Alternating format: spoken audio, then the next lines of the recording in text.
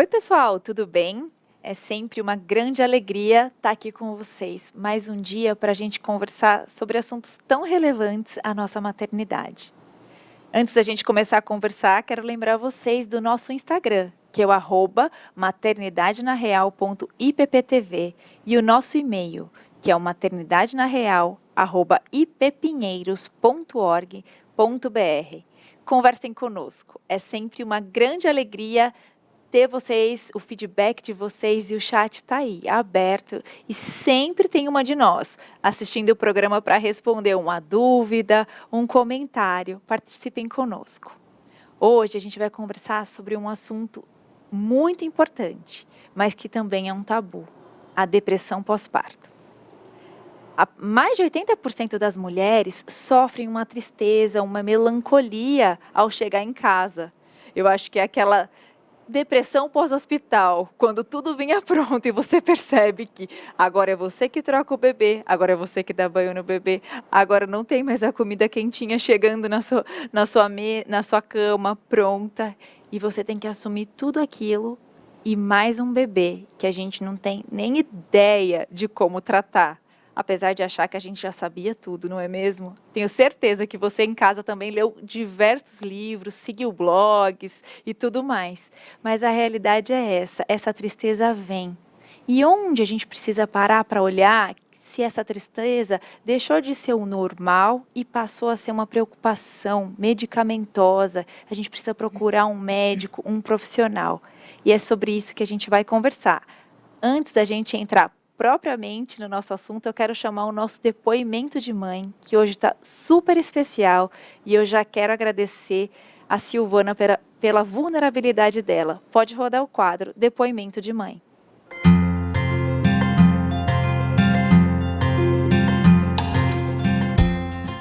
Oi, eu sou a Silvana, eu sou publicitária, tenho 37 anos e eu sou mãe do Heitor.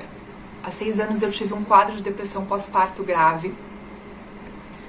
Eu percebi ainda na maternidade, nos dias que se passaram a nossa volta para casa, esse quadro foi se agravando, com crises de ansiedade, e eu precisei ser internada durante 20 dias para intensificar o tratamento.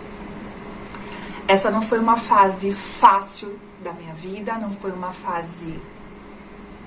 Foi uma fase muito dolorida e foi uma fase de muita fé e de muita união entre a minha família, entre os irmãos da igreja, enfim, entre as pessoas que conheciam a nossa condição.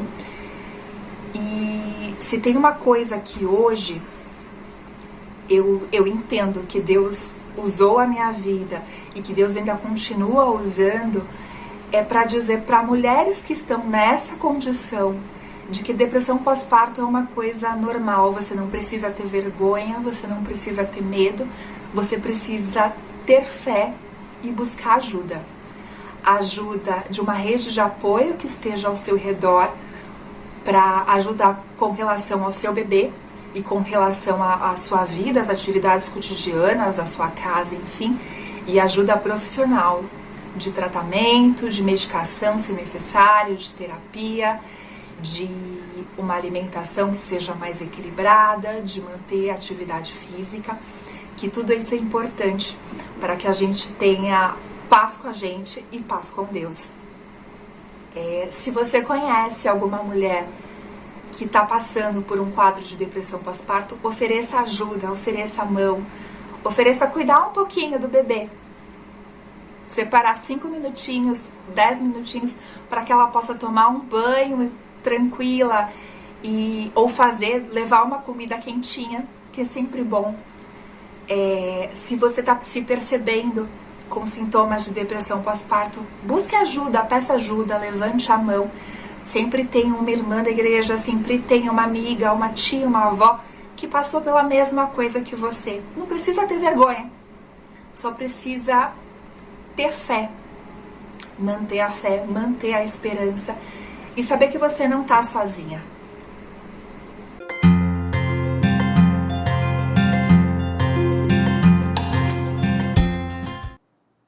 Uau, obrigada, Sil. Obrigada por falar tão abertamente do seu quadro.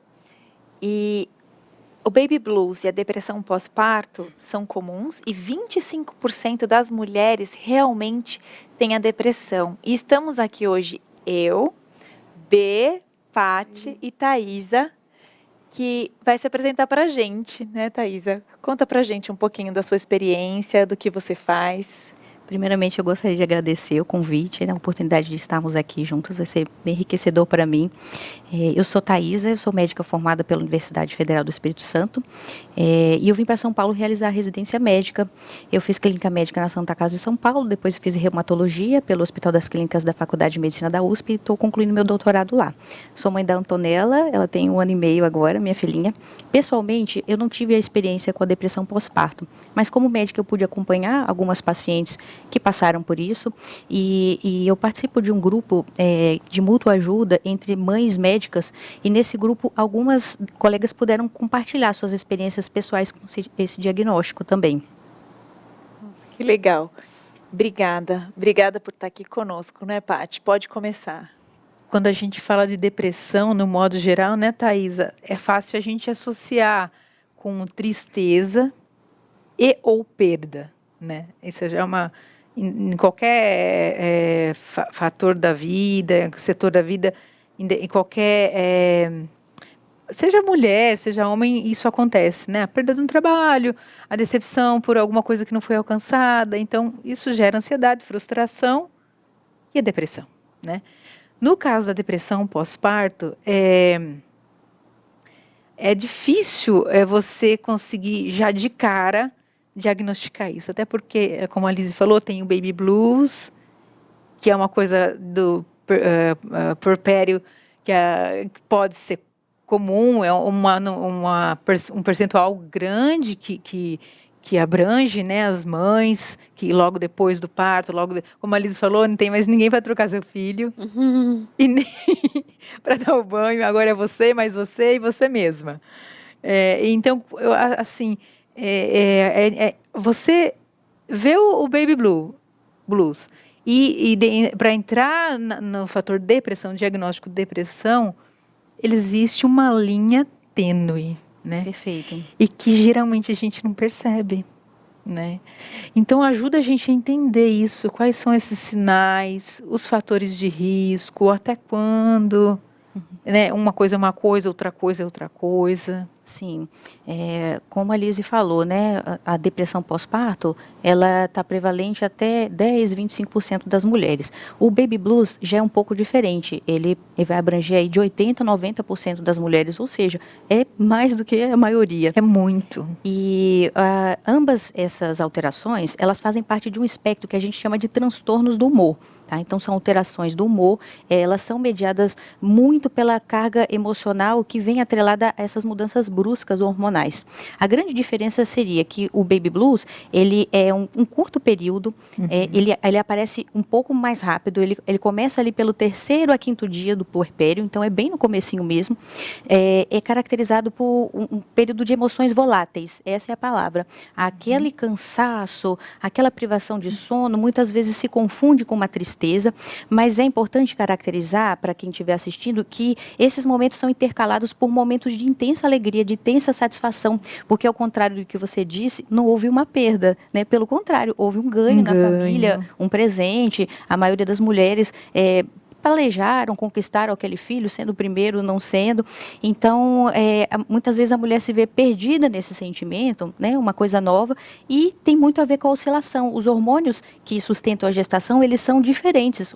A carga hormonal do parto é muito alta, e depois os hormônios para a descida do leite, para a amamentação. Então, essa transição se acompanha do baby blues, que a gente chama de baby blues. Ela vai ser transitória, ela vai ser autolimitada, ou seja, ela costuma se resolver, começa ali no 3º a 5º dia e não costuma passar de 2 semanas.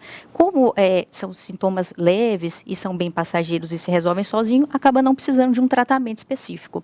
Já a depressão pós-parto, que é essa que a Lizzy comentou, que é até 25% das mulheres, os sintomas vão ser um pouco mais acentuados, e essas mulheres vão elas não vão começar logo nos primeiros dias. Tá? Pode ser que ocorra desde a gestação, a depressão, isso é até descrito, mas o mais comum é que depois de 3 semanas, 4 até 8 semanas, comecem esses sintomas de tristeza, de falta de vontade, de falta de energia, e eles perduram mais tempo, eles vão ultrapassar 2 meses. Aí sim a gente sabe que a depressão pós-parto já não é mais o baby blues.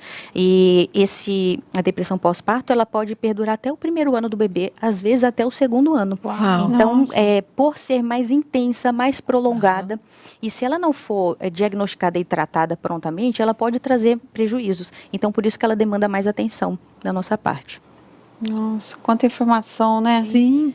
E eu imagino assim, como que é difícil, porque para mãe chegar a esse estágio de identificar que ela realmente está com problema, porque essa fase, quando chega o recém-nascido, é uma fase muito nova, né? Então é muita coisa diferente que a gente está aprendendo.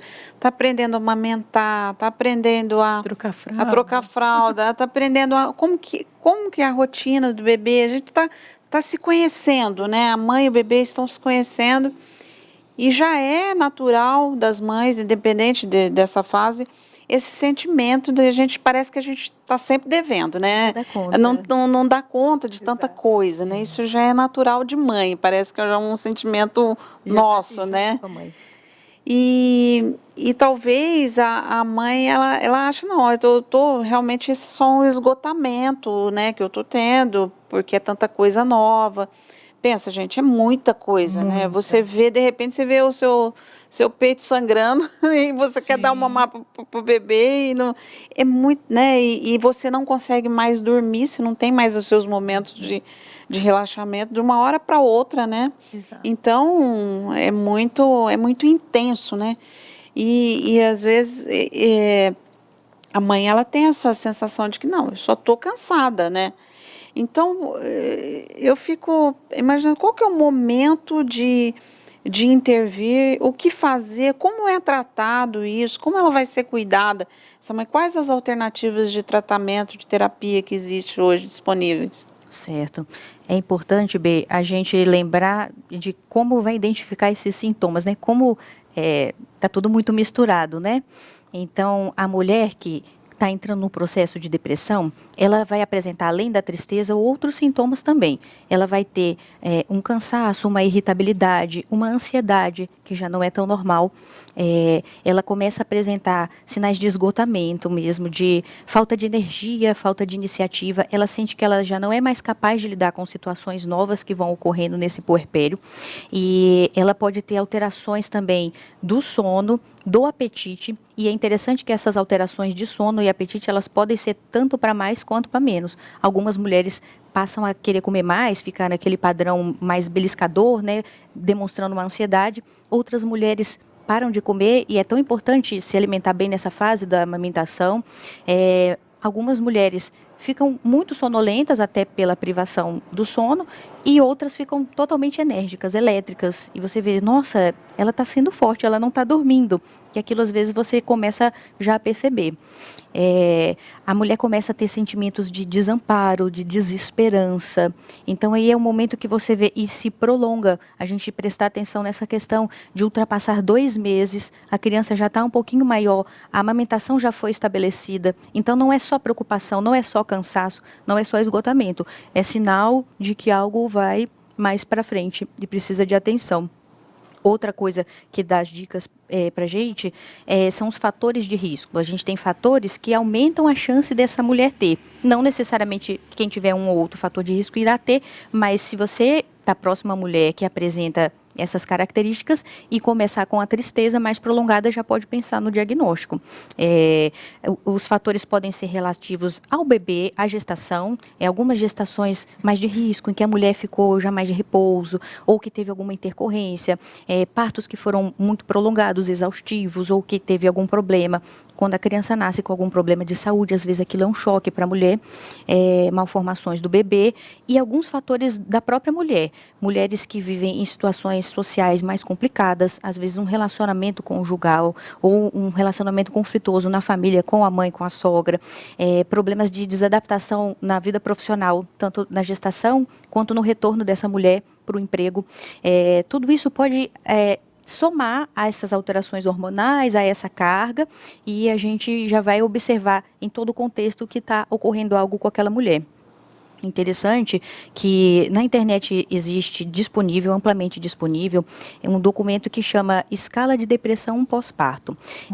São 10 perguntas bem simples. E essas perguntas têm 3 ou 4 respostas para a mulher escolher o que ela mais se identifica. É como aqueles testes que a gente faz, né, na adolescência, que faz uma pontuação. Essa pontuação ela pode indicar que aquela mulher tenha o risco da depressão pós-parto. Então, as próprias mulheres que às vezes estão em dúvida se elas apresentam, se esses sintomas são só cansaço ou seria depressão, ou um conhecido pode abrir em algum site ou baixar, responder as 10 perguntas, e aquilo já vai ser um indício de procurar um médico.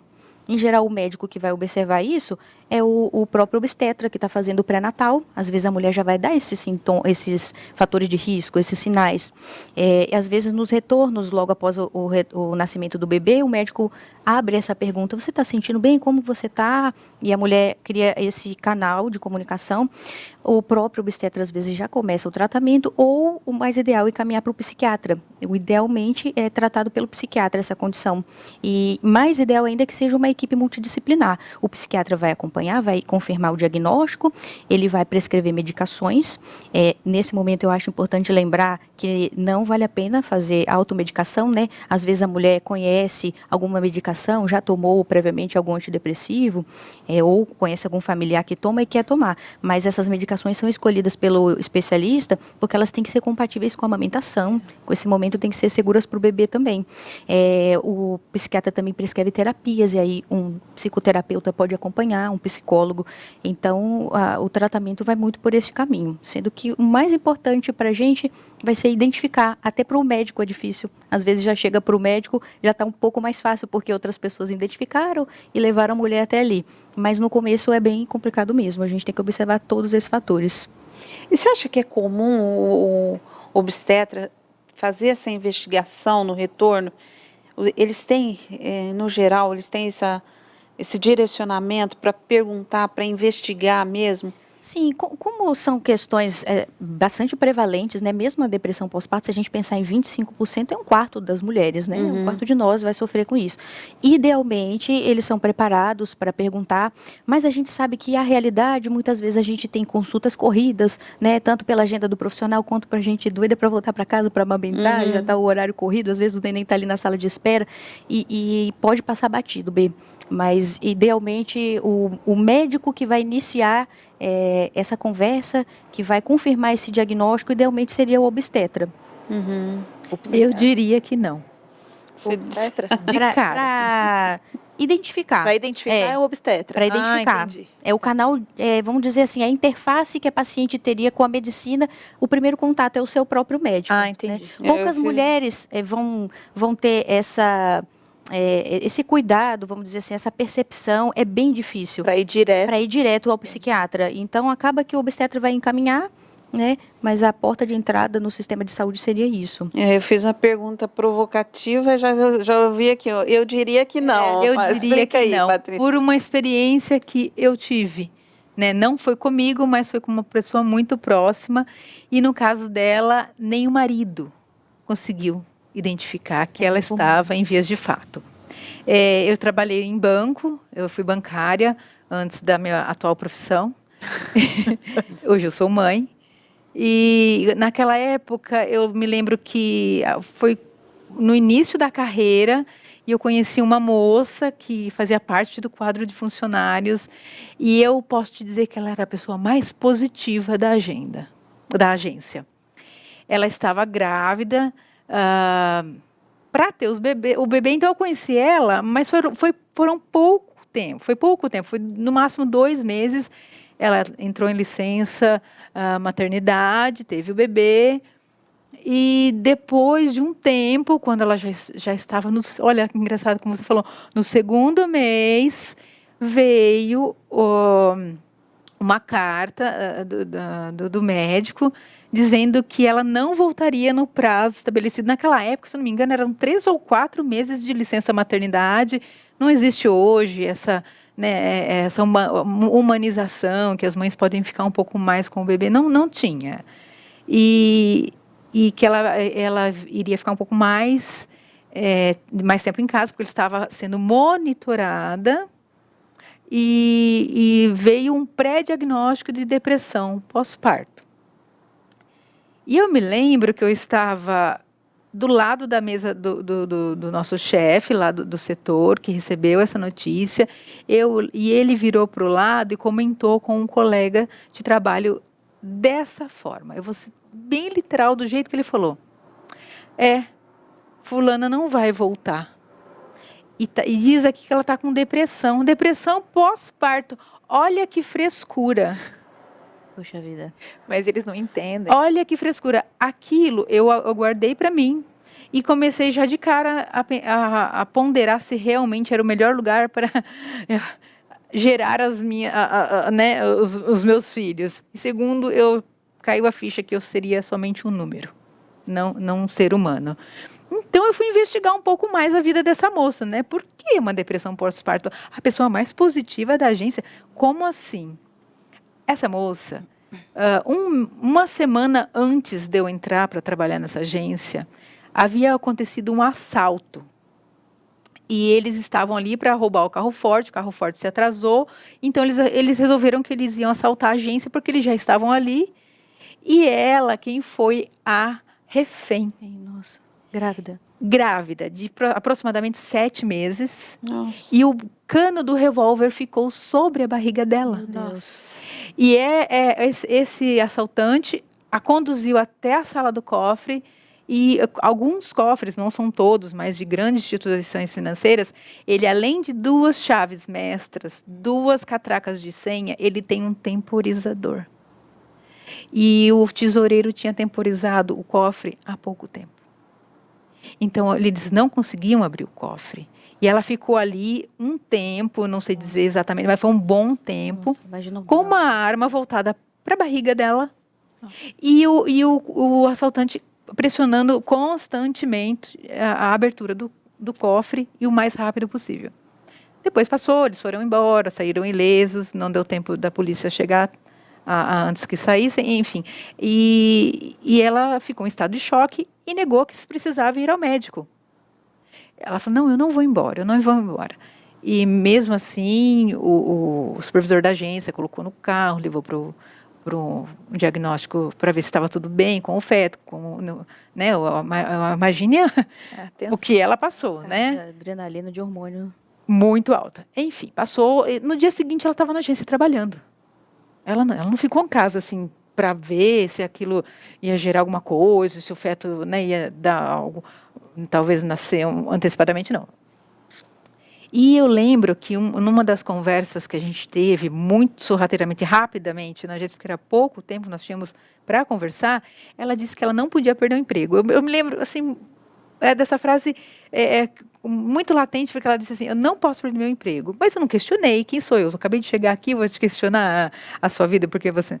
Depois eu fiquei sabendo que o marido dela tinha acabado de perder o emprego, um bom emprego, eles já tinham uma criança pequena de 1 ano e meio, no máximo 2, estava chegando o segundo e ela não podia perder esse emprego, porque ela seria a única provedora financeira da família. Depois de um tempo, eu acho que demorou, porque ela teve que ser medicada, ela teve que tirar a criança do peito, e ela tinha uma dor, né, no tendão, uma lesão no tendão, que eu lembro que ela não conseguia, quando eu fui visitá-la, abrir a mamadeira. Ela não tinha condições de abrir a mamadeira para preparar e dar para o bebê recém-nascido.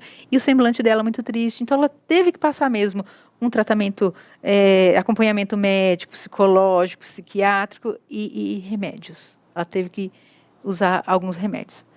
Passou o tempo, ela estava até que estabelecida, assim, estabilizada, voltou. Eu me lembro que ela voltou numa segunda-feira. O responsável da área falou assim, Não passa seu cartão. Vamos conversar. Gente, eu me emociono de lembrar desse dia. Ela foi mandada embora. Nossa. Ela foi mandada embora. E aquilo, eu falei, isso não é lugar para Que dureza. tratar, né? Porque a pessoa, primeiro lugar, aí voltou todo o acontecimento na minha cabeça. Olha, o primeiro questionamento, julgamento, frescura. Mesmo sabendo do que ela tinha passado Gente, recente. depressão é doença, gente. Depressão é uma coisa séria. Então, não julgue a sua esposa, a sua mãe, independente da situação. Se for pós-parto, não parto, não julgue depressão. Depressão é doença. Depressão precisa de uma rede de apoio. Depressão precisa da pessoa ser ouvida, sabe? E tratar como um ser humano. Isso faltou humanidade total. Né? Nunca foi questionado, nunca foi, não sei qual foi o desfecho depois, mas total falta de humanidade, né? De respeito pelo ser humano que estava ali. Foi terrível, foi uma experiência terrível. E eu também queria lembrar que a fé, agora eu estou trazendo para o lado de nós cristãos, né? A fé não é um imunizante da sua depressão, tá? Então, se você tem a depressão, não que signifique que você não tenha a sua fé. Porque a depressão, transtornos, coisas psicológicas que vão te mover a adoecer, não significa que a sua fé não existe, né? Porque senão, Jonas, Ezequiel, Jeremias, Davi, e para fechar com uma menina, Rebeca, uma moça, não teriam a depressão ali apresentadas na Bíblia como uma forma de nos exemplificar que nós teremos sim problemas como esse, né? E o que Deus fez, Ele não abandonou, pelo contrário, Ele os amou. Ele trouxe para junto de si, ele favoreceu ali uma cura, né? E eles foram pessoas eleitas pela graça, pessoas eleitas, escolhidas para nos mostrar isso, né? E o que mais traz alegria para o coração e consolo, né? É saber que passa. Não dura para sempre, vai passar. E depois de passar, se tudo acontecer, nós vemos em nós mesmas aquilo que Deus tratou para nós, com o aprendizado que foi recebido através desse processo da depressão, que não é fácil, e nós dependemos de apoio não só de queridos, de próximos, de irmãos, de família, mas também do apoio do Senhor Deus, nos sustentando, lembrando que Ele é um Deus que permite, né? Uhum. Então você não precisa se perguntar assim, por que eu? Eram 25%, mas por que eu estou nesses 25%? Virei estatística, não pensa assim não. Deus é um Deus de propósito, Deus é um Deus que permite você viver uma situação para que através de você outras pessoas possam ganhar com isso e até você mesma. Né? Então, eu lembro do Tiago, É. né, que fala que a gente precisa, às vezes a gente precisa passar para poder consolar, é demais. Exatamente. Isso leva a que nós entendamos que nós devemos cuidar, sim, das pessoas necessitadas. Mas as pessoas que estão nessa situação, assim, totalmente profunda, né, que é um adoecimento profundo, devem ser olhadas com um olhar de piedade, não de piedade, mas de empatia. Acolhimento. Acolhimento, Thaís, é isso mesmo. Eu acho que a primeira coisa que talvez a gente precise fazer é dar valor àquilo, né? Realmente essa pessoa está doente, realmente isso é uma doença, né? E uma das outras pessoas da Bíblia que passaram por depressão foi Davi, o homem segundo o coração de Deus. Então, não é vergonha, não é falta de fé, não é porque Deus não está com você.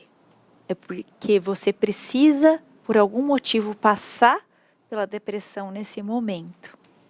E antes da gente continuar nosso papo, eu quero chamar o nosso quadro Aprendendo com o Pai. Pode rodar o nosso quadro.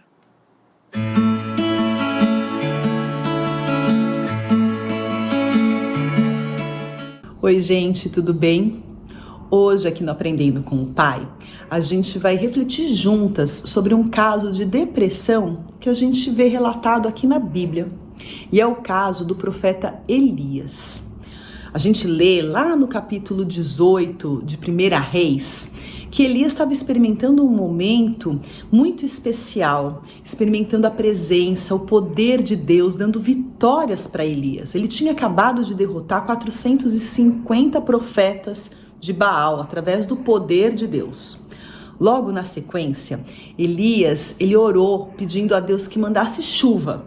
O céu estava limpo, lindo. Deus ouviu a oração de Elias e mandou uma chuva super forte. Imagina só, a gente quando pensa nessa presença de Deus, nesse poder de Deus ali na vida de Elias, imagina que Elias devia estar forte, devia estar seguro, devia estar super firme. Só que não é isso que acontece.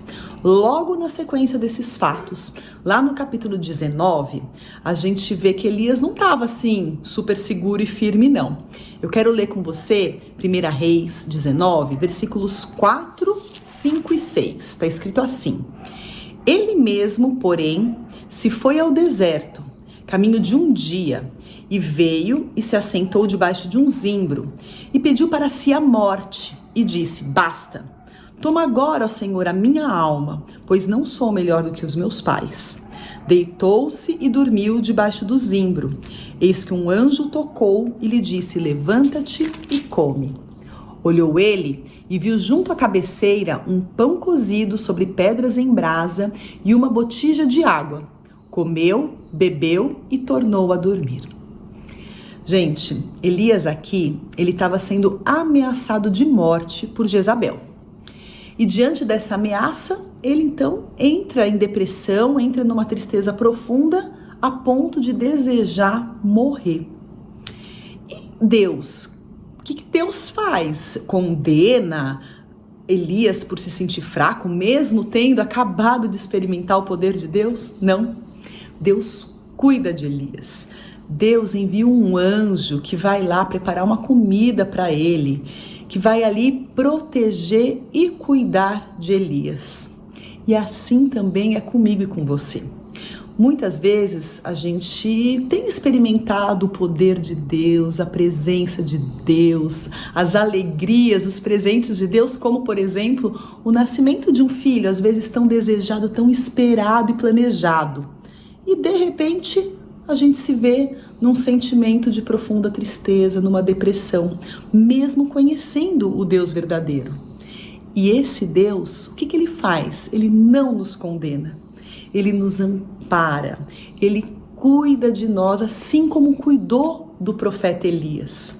O profeta Elias, ele é um herói da fé e também passou por um momento de crise, um momento de tristeza e depressão.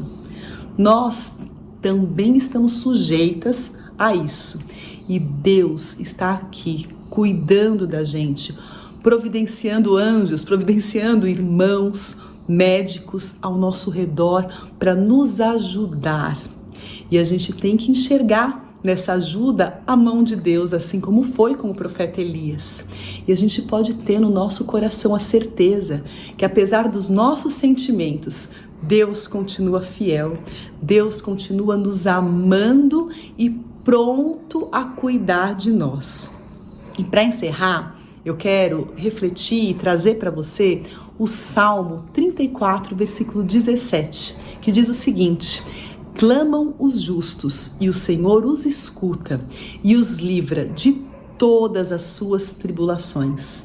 Que isso seja uma verdade nas nossas vidas, que a gente clame ao Senhor nos momentos nossos de angústia, de depressão. E a gente pode ter a certeza que Ele vai nos livrar de todas as nossas tribulações. Que Deus nos abençoe.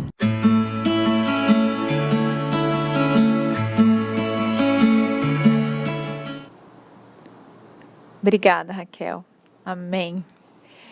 Que bom que a gente pode clamar esse Deus e buscar e saber que Ele está sempre ali. Mas um ponto que sempre está aqui, né, me perturbando é por que para nós cristãos é tão difícil assumir uma depressão? Né? E eu pensando, estudando esse tema, me veio aquele salmo que fala que na presença de Deus há plenitude de alegria. E eu acho que existe um conflito muito grande quando a gente pensa nisso e imagina que eu sou cristã, eu tenho Deus dentro de mim, Ele vive aqui, o Espírito Santo habita em mim, eu sou templo do Espírito Santo. Como eu posso me entristecer? E graças a Deus, porque a palavra dele é tão completa, que a gente pode ver exemplos de pessoas que passaram por isso, que superaram isso, e que a fé foi renovada, a fé foi aumentada. Né? Eu lembro muito do meu pai, quando ele orava, ele sempre pedia para Deus aumentar a fé dele. Eu falava assim, Senhor, como é que o Senhor vai aumentar essa fé? Né? E a gente passou por tantas provações no final da vida do meu pai. E hoje eu entendo que talvez isso tenha sido exatamente para aumentar a fé dele. Foram momentos de dificuldade, momentos de depressão, momentos de angústia, mas nunca momento de ausência. E é isso que Deus faz no momento que você está passando pela depressão pós-parto. Você tem toda essa tristeza, toda essa angústia, mas nunca ausência. Às vezes a gente, né, quando passa por uma tristeza, por uma provação, a gente imagina que Deus não está ali. Mas Ele está muito mais do que a gente pensa. Lá em Hebreus, tem um versículo que fala assim, porque... Hebreus 4, no versículo 15, fala assim, porque não temos um sumo sacerdote que não possa compadecer-se das nossas fraquezas, porém, um que como nós, em tudo foi tentado, mas sem pecado. Cheguemos, pois, com confiança ao trono da graça, para que possamos alcançar misericórdia e achar graça, a fim de sermos ajudados em tempo oportuno. Isso é maravilhoso, porque a gente lembra que quando Jesus estava para passar pelo Getsemane, para chegar na cruz, ele fala que ele sentia tristeza. Né? Todo o nosso peso, todo o nosso pecado estava sobre ele. Eu não consigo nem imaginar o que foi isso para Deus, ele se sentir distante do Pai, quando ele nunca tinha passado por isso.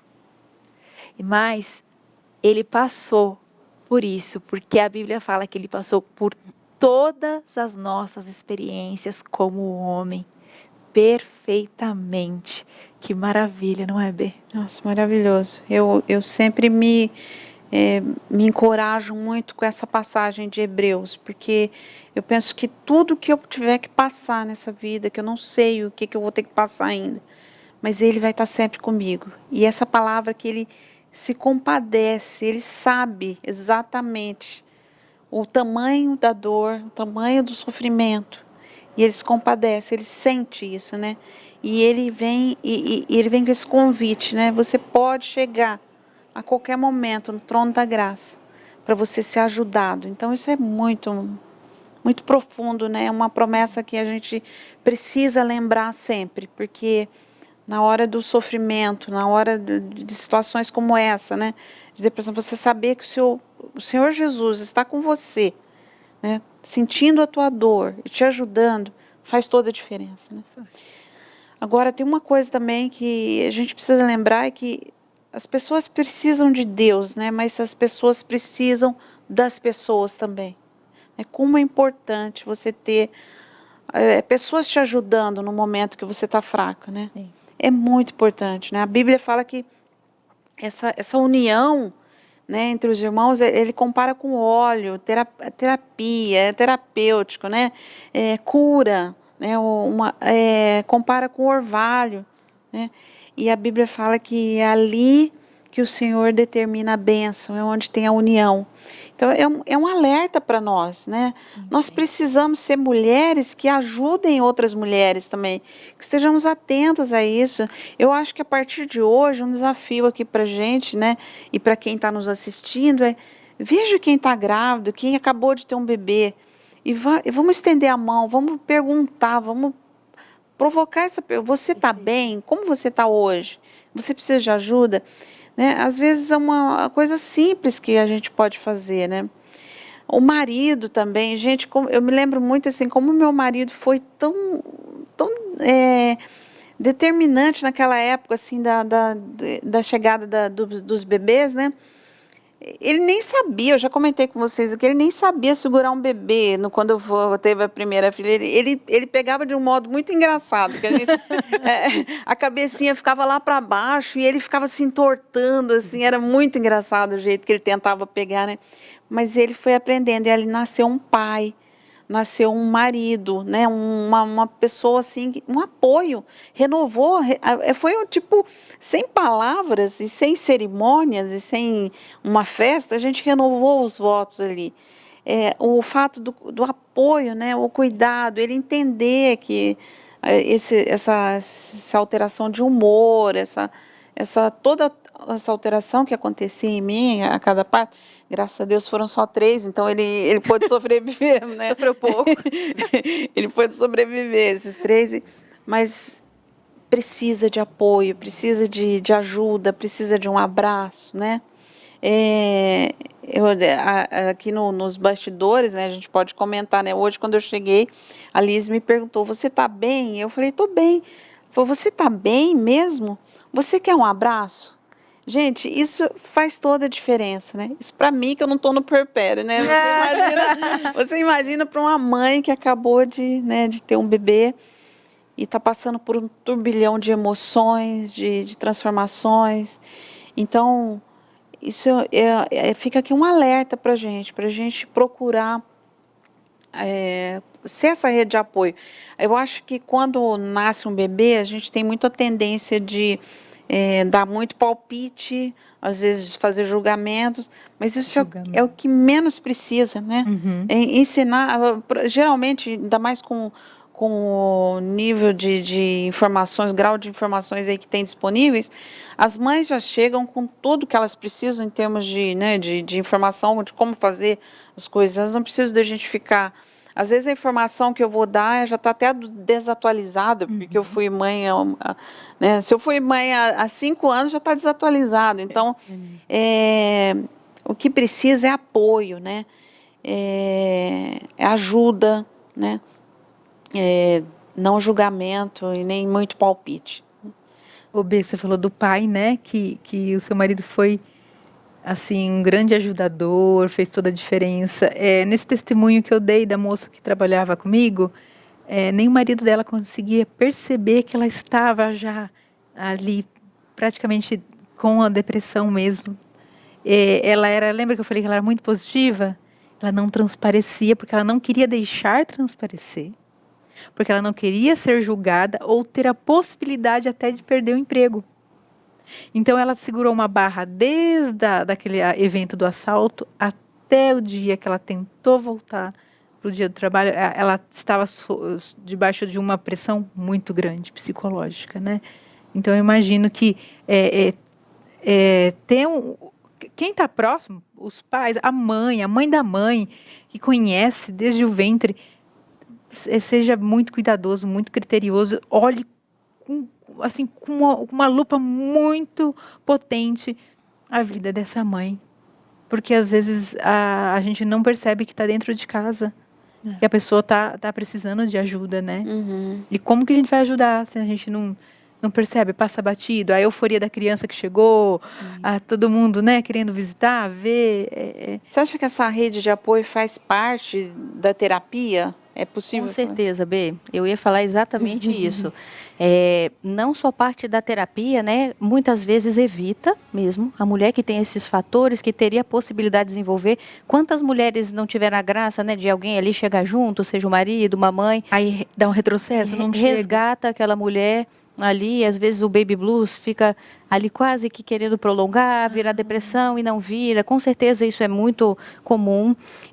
E outra coisa importante é essa questão da própria mulher ela tem dúvida, é um processo que a gente percebe que é muito sutil, né? As colegas que confidencializaram para mim, uma delas foi até muito interessante, que mesmo sendo médica, mesmo conhecendo isso como diagnóstico, e tinha um marido que trabalhava muito, chegava em casa só à noite, muito cansado, querendo dormir, e ela começou a perceber, algo não está bem, mas como ninguém me perguntou, ela mesma falou isso.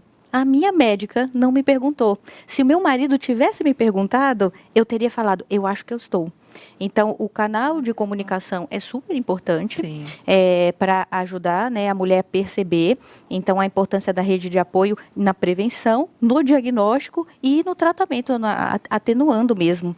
Tá? Porque algumas pequenas coisas, né, como a B falou, né, perguntar como você tá, são coisas que às vezes não nos custam tanto, mas a gente esquece, né, se a gente não está passando mais aquilo, às vezes já esqueceu e não está presente ali. Então, a gente se qualificar com essas informações, né, é por isso que eu acho o programa super positivo, porque acaba trazendo esses temas que não vão mais ficar restritos só ao médico, à enfermeira, ao psicólogo. As mulheres tendo essa noção, porque nem todas passaram, vão poder ser o braço direito de outras, vão poder ser esse canal, né, no tratamento até. Com certeza terapêutico, sim.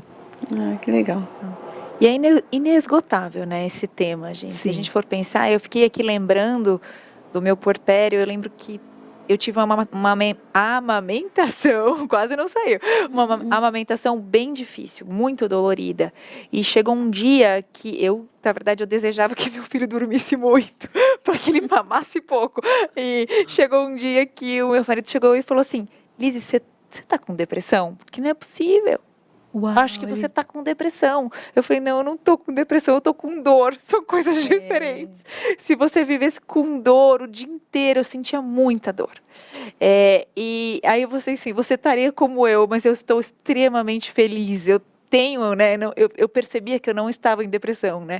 Então, mas olha como foi, como ele teve essa sutil leveza, o feeling de chegar e perguntar, você tá com depressão? Você acha que essa tristeza tá além, né? Foi muito, muito positivo, muito legal. Então, se você também percebe, pergunte. Não tem nenhum problema perguntar, como a Thaisa disse, né? Às vezes o que a mãe está esperando é só uma pergunta, porque ela tem vergonha, em meio a tanta alegria, falar que ela está triste, né? Como é que eu posso dizer que estou triste com o meu filho acabando de nascer, né? Pergunte. Sempre pergunte. E, Thaisa, o que você pode deixar para a gente? Uma mensagem de encorajamento ou algum alerta? Conta pra gente. Bom, eu vou dividir em duas partes. Tem uma parte que eu acho interessante, de dar até como dica. Uma das colegas falou assim, se pequenos gestos que podem ser feitos, hoje em dia ela faz isso, porque como ela passou e não teve esse tipo de rede de apoio, ela ensina outras mulheres, ela faz e ela ensina nesse grupo, né? Algumas dicas que ela deu, claro que vão depender muito da sua relação, da sua intimidade com essa nova mãe, né? Mas ligar, mandar uma mensagem, perguntar, você já está pronta para receber uma visita? E às vezes a mulher mesmo acha que ela não queria, mas veio o convite e aí fala, não, eu acho que eu preciso de uma visita. E são pequenos gestos, gente, pequenos gestos.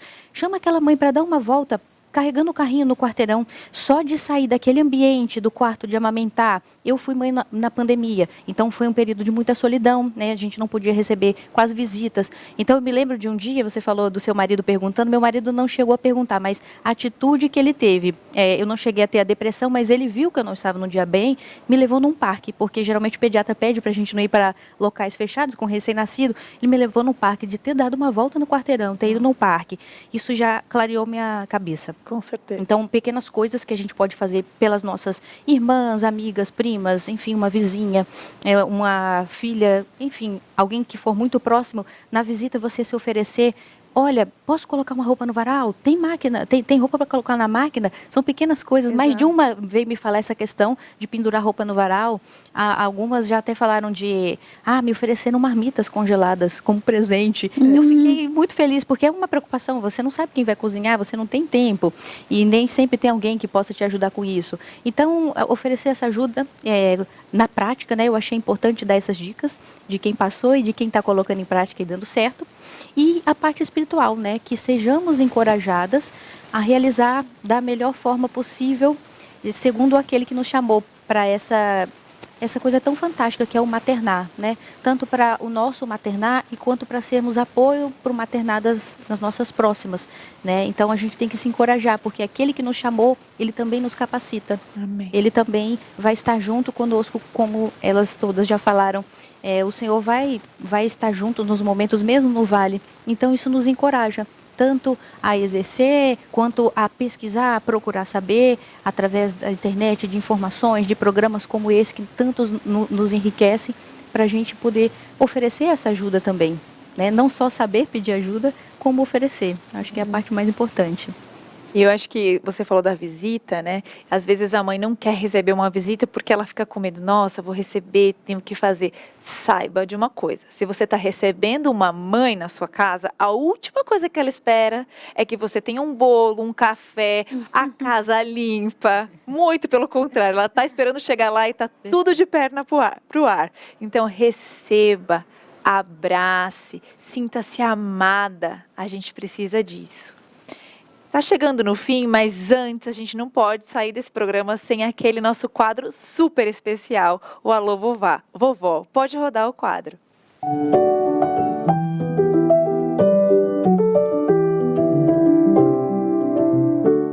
Olá pessoal, hoje o nosso assunto é sério, importante. Nós vamos falar um pouquinho sobre depressão pós-parto. Depressão pós-parto atinge de 10 a 15% das mulheres. Importante que a gente diferencie a depressão pós-parto de um estado conhecido como baby blues, que é a melancolia da maternidade. É um estado de transtorno de humor, que se caracteriza por alternâncias de momentos de alegria e momentos de tristeza. Mas o baby blues, ele entra em remissão sozinho, ele tem uma breve duração, diferente da depressão pós-parto. Depressão pós-parto é um estado grave, é um estado crônico de tristeza, de irritabilidade, de sensação de desamparo, de desespero, de falta de ânimo. Depressão pós-parto pode levar a doenças psicossomáticas importantes. Ela merece toda a atenção.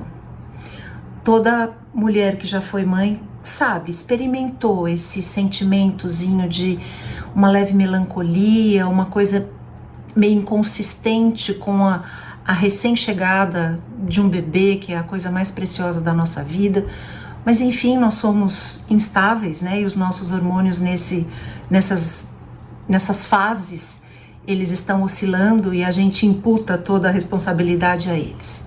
Mas é importante a gente olhar para a depressão pós-parto com muita seriedade. É importante a gente alertar aos familiares de uma mãe recém-parida que preste atenção no seu desenvolvimento, nas suas emoções, no seu estado de ânimo de uma maneira geral. E o que é essencial é dizer e a gente saber que não há nada do que se envergonhar. A depressão pós-parto é uma doença e, como doença, tem que ser tratada por um especialista, por alguém que seja capaz de diferenciar se realmente é um caso grave, crônico de depressão ou se é alguma coisa passageira, e na medida do que for possível, do que for preciso, fazer a medicação. Eu gostaria de encorajar todas mulheres, as que tiveram filhos e que já experimentaram um saborzinho dessa oscilação de humor, e que tenham olhos sensíveis para reconhecer quando uma mãe está em alto sofrimento, assim que chega o seu filho ou nos meses seguintes, para que conduza essa mãe a um especialista, que busque ajuda e que, acima de tudo, nós nunca esqueçamos que a nossa primeira ajuda, o primeiro lugar aonde a gente deve recorrer é ao trono do Senhor.